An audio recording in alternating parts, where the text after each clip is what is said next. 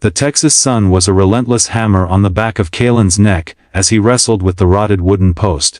Each splinter that dug into his calloused palms was a reminder of the life he was desperately trying to rebuild, not for himself, but for his 7-year-old daughter, Maya, who watched from their own weedy backyard with solemn, old eyes. The broken fence separating their modest rental from the sprawling, manicured property next door felt like a symbol of everything wrong with his world. A boundary failing, a line he couldn't seem to cross into stability and peace. He couldn't afford a handyman, let alone new lumber, but he could offer his sweat and the stubborn determination that was all he had left. If you believe that kindness and second chances can change the world, then please support our channel. Hit that like button, subscribe to Grandma's Book, and share this story with someone who needs a little hope today. The post had been swaying for a week, a casualty of the last spring storm, and Kalen knew his reclusive neighbor, an elegant, silver-haired woman named Alara, was away. He'd seen her leave in a sensible sedan. It was a simple calculation for a man with nothing to give but his labor. He would fix it for her. A quiet act of neighborly grace, a way to prove to himself he was still a man who could mend things, not just break them. He'd spent his last $40 on concrete mix and a single new post, the cost a sharp ache in his stomach that meant beans and rice for dinner for the rest of the week. As he dug, the earth gave way stubbornly, the heat mirage shimmering over Alara's immaculate gardens. Maya brought him a glass of tepid water, her small face pinched with worry. "Is the fence lady gonna be mad, Daddy?" she'd asked. "No. Sweet pea," he'd reassured her, his voice rough. "We're just being good neighbors." The old Kalen, the one before the layoff and the ensuing avalanche of grief and debt, would have hired a crew.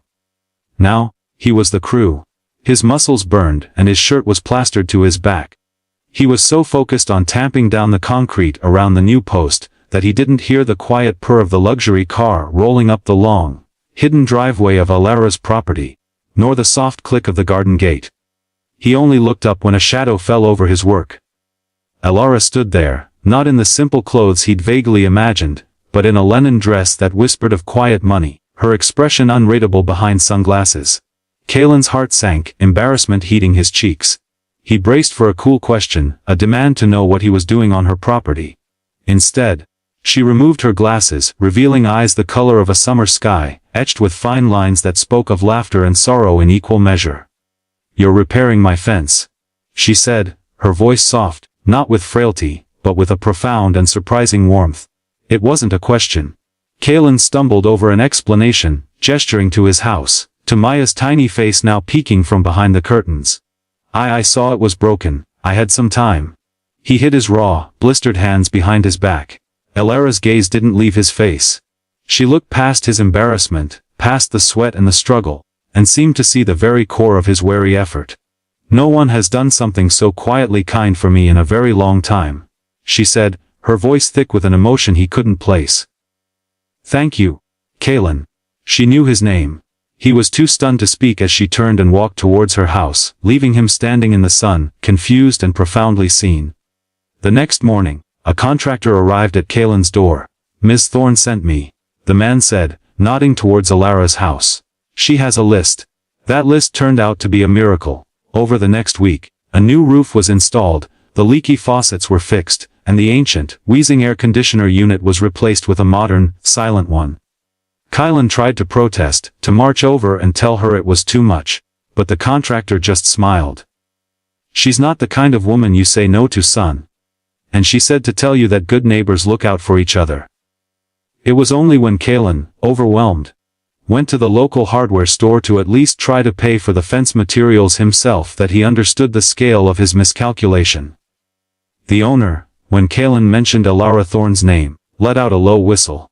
"Alara Thorne, son, you didn't know. She doesn't just own that big house.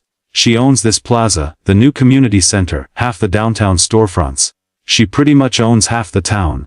The revelation landed like a physical blow. The woman he'd pitied as a lonely retiree, to whom he'd offered his meager charity, was a titan of industry, a quiet philanthropist, a legend. He felt a fool. That evening, there was a soft knock on his door. Alara stood there, holding a pie and a manila envelope. "May I come in?" she asked. Inside, she looked around the small, now repaired living room where Maya slept on the couch. Her eyes were gentle. You thought you were helping a little old lady, she began. But you see, Kalin, in a world full of people who see my wealth and want a piece of it, you saw a broken fence and simply wanted to fix it.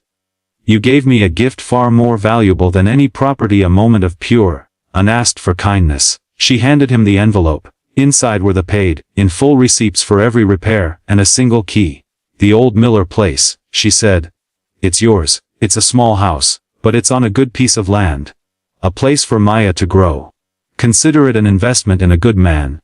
If this story has touched your heart, if you believe in the power of a simple act of decency, then please let us know in the comments. Your engagement helps us share more stories of light in this world. Share this video with a friend and remind them that hope is never truly lost. Kalin stood in the doorway, watching Alara walk back to her home, the two properties no longer divided by the stark line of haves and have-nots, but connected by the bridge of a single, selfless act. The new fence stood straight and strong, a testament not to what he had fixed, but to what had been rebuilt within him. He looked at Maya, sleeping peacefully in a cool, safe house, and for the first time in years, he felt the heavy weight on his soul begin to lift, replaced by the dawning light of a second chance. Before we end, we have a special request for you, dear viewer. Please take a moment and comment one word that describes how you are feeling after hearing Kalin's story. Thank you for watching, and remember, your next small act of kindness could be the miracle someone is waiting for.